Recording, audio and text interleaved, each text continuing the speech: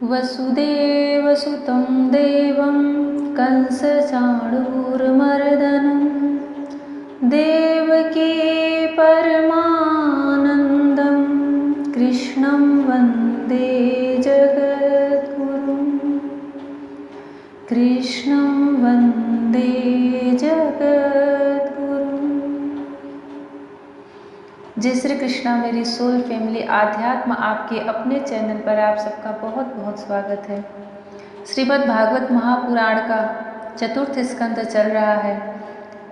भगवान के कला अवतार राजा पृथु के रौद्र रूप देख करके पृथ्वी देवी एक स्थान पर स्थिर हो गई और गाय का रूप धारण किए वह महाराज पृथु से इस प्रकार स्तुति करने लगी।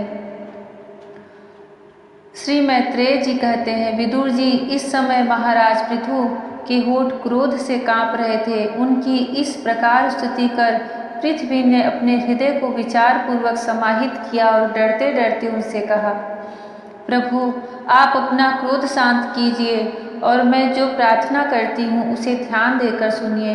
बुद्धिमान पुरुष भ्रमर के समान सभी जगह से सार ग्रहण कर लेते हैं। तत्वदर्शी मुनियों ने इस लोक और परलोक में मनुष्यों का कल्याण करने के लिए कृषि, अग्निहोत्र आदि बहुत से उपाय निकाले और काम में लिए हैं। उन प्राचीन ऋषियों के बताए हुए उपायों का इस समय भी जो पुरुष श्रद्धा पूर्वक भली भांति से आचरण करता है वह सुगमता से अभीष्ट फल प्राप्त कर लेता है। पृथ्वी के गर्भ में बहुत सारी दिव्य औषधियाँ और दिव्य रत्न, वेद मंत्र जो कि वो उनके गर्भ में बहुत काल से छिपाए रखने के कारण वह जीर्ण हो गए थे और वह उन्हें भी लगभग भूल ही चुकी थी, क्योंकि जो अधर्मी राजा थे वह न तो यज्ञ करते थे, न किसी को करने देते थे, न ही भगवान का कहीं पूजन पाठ होता था। इससे पृथ्वी ने उन सब अन्न को जो हविष्यान्न बोले जाते हैं अपने गर्भ में छिपा लिया था।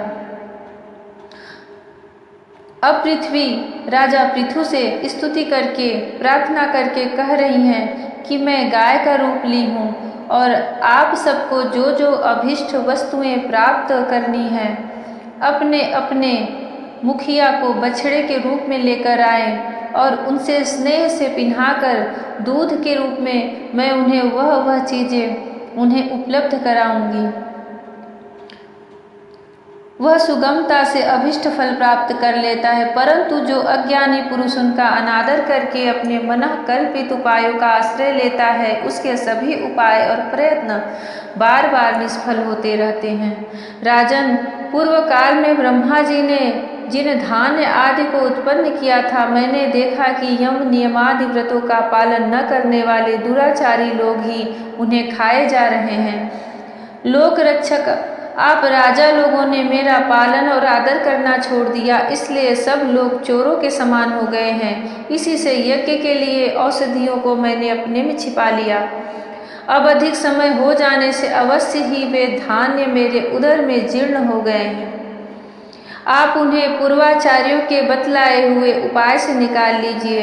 लोकपालक वीर, यदि आपको समस्त प्राणियों की अभीष्ट एवं बल की वृद्धि करने वाले अन्न की आवश्यकता है तो आप मेरे योग्य बछड़ा, दोहन पात्र और दूहने वाले की व्यवस्था कीजिए।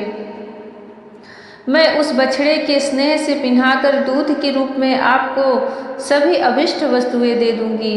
राजन, एक बात और है, आपको मुझे समतल करना होगा जिससे कि वर्षा ऋतु बीत जाने पर भी मेरे ऊपर इंद्र का बरसाया हुआ जल सर्वत्र बना रहे, मेरे भीतर की आर्द्रता सूखने न पावे। यह आपके लिए बहुत मंगलकारक होगा।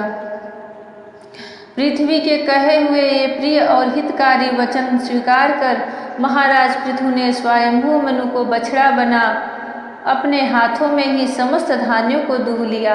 अब देखिए इसमें पृथ्वी ने क्या क्या चीज़ें और किस किस लोगों को किस प्रकार दिया है। उनमें हर देवता, गंधर्व, राक्षस, प्रेत, कोई भी ऐसे जीव जंतु नहीं थे जिन्होंने अपनी मनचाही वस्तुएं न प्राप्त की हो। दोहन का सामान, बछड़ा और दूहने वाले, ये 3 लोगों मिलकर के उनसे कैसी कैसी अभीष्ट वस्तुएं प्राप्त करते हैं। जिस पृथ्वी के ऊपर हम सब रहते हैं, उनके गर्भ में कितना सब कुछ समाया हुआ है। पृथु के समान अन्य विज्ञजन भी सब जगह से सार ग्रहण कर लेते हैं, अतः उन्होंने भी पृथ्वी जी के द्वारा वश में की हुई वसुंधरा से अपनी अपनी अभिष्ट वस्तुएं दूह ली। ऋषियों ने, सुनिए अब किसने क्या क्या अपने मन की चीजें प्राप्त की। ऋषियों ने बृहस्पति जी को बछड़ा बनाकर इंद्रिय, वाणी, मन और श्रोत्र रूप पात्र में पृथ्वी देवी से वेद रूप पवित्र दूध दूहा। देवताओं ने इंद्र को बछड़े के रूप में कल्पना कर सुवर्णमय पात्र में अमृत, वीर्य, मनोबल, ओज, इंद्रिय बल और शारीरिक बल रूप दूध दूहा। दैत्य और दानवों ने असुर श्रेष्ठ प्रहलाद जी को वत्स बनाकर लोहे के पात्र में मदिरा और आसव, ताड़ी आदि रूप दूध दूहा। गंधर्व और अप्सराओं ने विश्वावसु को बछड़ा बनाकर कमल रूप पात्र में संगीत, माधुर्य और सौंदर्य रूप दूध दूहा। श्राद्ध के अधिष्ठाता महाभाग पितृगण ने अर्यमा नाम के पितृश्वर को वत्स बनाया तथा मिट्टी के कच्चे पात्र में श्रद्धा पूर्वक कव्य, पितरों को अर्पित किया जाने वाला अन्न रूप दूध दूहा। इसीलिए उन लोगों को हमेशा मिट्टी के कच्चे पात्र में ही कुछ भी चढ़ाया जाता है। फिर कपिल देव जी को बछड़ा बनाकर आकाश रूप पात्र में सिद्धों ने अणिमादि अष्ट सिद्धि तथा विद्याधरों ने आकाश गमन आदि विद्याओं को दूहा। किम पुरुष आदि अन्य मायावियों ने मैदानों को बछड़ा बनाया तथा अंतर्ध्यान होना, विचित्र रूप धारण कर लेना आदि संकल्पमयी मायाओं को दुग्ध रूप से दूहा। इसी प्रकार यक्ष, राक्षस तथा भूत पिशाचादि मांसाहारियों ने भूतनाथ रुद्र को बछड़ा बनाकर कपाल रूप पात्र में रुधिरा स्वरूप दूध दूहा। बिना फन वाले सांप, नाग और बिच्छू आदि विषैले जंतुओं ने तक्षक को बछड़ा बनाकर मुख रूप पात्र में विष रूप दूध दूहा। पशुओं ने भगवान रुद्र के वाहन बैल को वत्स बनाकर वन रूप पात्र में तृण रूप दूध दूहा, जो उनकी जीविका का आहार है। बड़ी बड़ी दाढ़ों वाले मांसभक्षी जीवों ने सिंह रूप बछड़े के द्वारा अपने शरीर रूप पात्र में कच्चा मांस रूप दूध दूहा तथा गरुड़ जी को वत्स बनाकर पक्षियों ने कीट पतंग आदि चर और फलादि अचर पदार्थों को दुग्ध रूप से दूहा। वृक्षों ने वट को वत्स बनाकर अनेक प्रकार का रस रूप दूध दूहा और पर्वतों ने हिमालय रूप बछड़े के द्वारा अपने शिखर रूप पात्रों में अनेक प्रकार की धातुओं को दूहा। पृथ्वी तो सभी अभिष्ट वस्तुओं को देने वाली है और इस समय वह पृथ्वी जी के अधीन थी, अतः उससे सभी ने अपनी अपनी जाति के मुखिया को बछड़ा बनाकर अलग अलग पात्रों में भिन्न भिन्न प्रकार के पदार्थों को दूध के रूप में दूह लिया। धन्य है पृथ्वी माँ, उनके गर्भ में कितना सब कुछ समाया हुआ है। कुरु श्रेष्ठ विदुर जी, इस प्रकार पृथु आदि सभी अन्न भोजियों ने भिन्न भिन्न दोहन पात्र और वत्सों के द्वारा अपने अपने विभिन्न अन्न रूप दूध पृथ्वी से दुहे।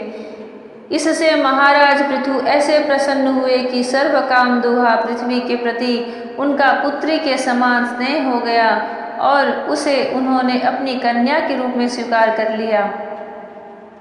फिर राजाधिराज पृथु ने अपने धनुष की नोक से पर्वतों को फोड़कर इस सारे भूमंडल को प्रायः समतल कर दिया, जिससे वर्षा ऋतु में जो इंद्र जल बरसाते वह स्थिर हो सके।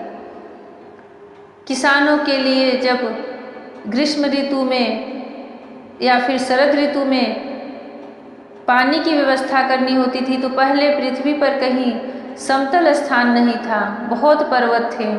तो उनको हटा करके उन्होंने वह समतल किया ताकि वहाँ पर वह जल एकत्र हो सके बारिश के दिनों के। वे पिता के समान अपनी प्रजा के पालन पोषण की व्यवस्था में लगे हुए थे। उन्होंने इस समतल भूमि में प्रजा वर्ग के लिए जहाँ तहाँ यथा योग्य निवास स्थानों का विभाग किया। अनेकों गांव, कस्बे, नगर, दुर्ग, अहीरों की बस्ती, पशुओं के रहने के स्थान, छावनियाँ, खाने, किसानों के गांव और पहाड़ों की तलहटी के गांव बसाए। महाराज पृथु से पहले इस पृथ्वी तल पर पूर्ण ग्रामादि का विभाग नहीं था। सब लोग अपने अपने सुविधि के अनुसार बेखटके जहाँ तहाँ बस जाते थे। श्री मैत्रेय जी कहते हैं, विदुर जी, महाराज मनु के ब्रह्मवर्त क्षेत्र में जहाँ सरस्वती नदी पूर्वमुखी होकर बहती है, राजा पृथु ने 100 अश्वमेध यज्ञों की दीक्षा ली। यह देखकर भगवान इंद्र को विचार हुआ कि इस प्रकार तो पृथु के कर्म मेरे कर्मों की अपेक्षा भी बढ़ जाएंगे, इसलिए वे उनके यज्ञ महोत्सव को सहन न कर सके। जय श्री कृष्णा। भगवान को छोड़ करके इस सृष्टि में कोई भी ऐसा जीव नहीं है जिसके अंदर ईर्ष्या या जलन न आए, दूसरों से प्रतिस्पर्धा न आए, दूसरों से आगे बढ़ने की होड़ न हो। देवराज इंद्र वही बनाए जाते हैं जो 100 अश्वमेध यज्ञ इस धरती पर पूरे कर लिए हैं। जिन राजाओं ने 100 अश्वमेध यज्ञ बिना किसी विघ्न के पूर्ण किए हैं, उनको इंद्र का पद अपने आप ही मिल जाता था। जब उनकी आयु पूरी होती थी तो वह स्वर्ग के प्रधान देव इंद्र के रूप में विराजते थे। इसीलिए जिस समय वहाँ के इंद्र होते थे, वह यही देखते थे कि धरती पे किसी और राजा का 100 अश्वमेध यज्ञ पूर्ण न हो, क्योंकि जैसे ही उनका पूर्ण होगा उनकी वह राजगद्दी छिन जाएगी। उस यज्ञ को पूरा न हो और उसमें विघ्न डालने के लिए वो बहुत उपाय करते थे, पर उसमें कभी वह सफल हो जाते थे और कभी असफल हो जाते थे। भगवान ने इन सबको लोकपाल के रूप में अपने अपने स्थान पे नियुक्त किया है। किसी को वर्षा, किसी को वायु, किसी को अग्नि, किसी को तेज, किसी को शीतलता, सबको अपनी अपनी सामर्थ्य और शक्ति प्रदान की है। उसमें पृथ्वी को संपूर्ण धन धान्य से कोई ऐसी चीज, कोई ऐसी वस्तु नहीं है जो उनके गर्भ में ना मिली हो, पर उनके अंदर इतनी सामर्थ्य होती थी कि वह उन्हें छिपा करके रख सकती थी, और जब उनकी सतयुग के समय में यह सब चीजें अपने आप प्रकट हो जाती थी, पर उस समय उन्होंने उसे छिपाया था। तो महाराज पृथु ने उनको अपने वश में करके उनसे अपनी अभीष्ट वस्तुएं प्राप्त की। फिर बाद में उनसे बहुत प्रसन्न होकर के उन्हें अपनी कन्या के रूप में, पृथ्वी को अपनी कन्या के रूप में प्राप्त किया, कन्या के रूप में मान लिया।